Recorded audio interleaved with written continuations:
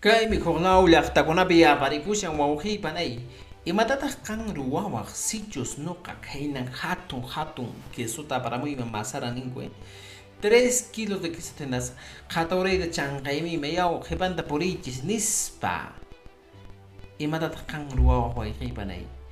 Chaymi kay Inglaterra llaqtapi imataq pasan.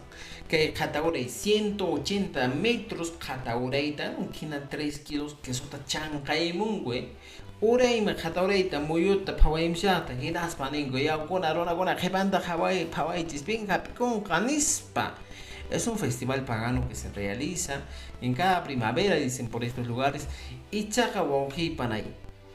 Este festival es muy interesante. Runan qhipanta phawamsa wikchuku, mampamanta, ninimpamanta, sikinpamanta, chakanpamanta, imaymananpamantan urmayamun. Qanri qhawawaqchu, phawaywaqchu chay queso qhipanta. Es una actividad muy interesante donde las personas caen de rodillas, de espaldas, se desploman, algunas rebotan. Y estos videos están virales en TikTok. Así que es algo interesante el mundo con sus costumbres, sus tradiciones, sus formas de vida.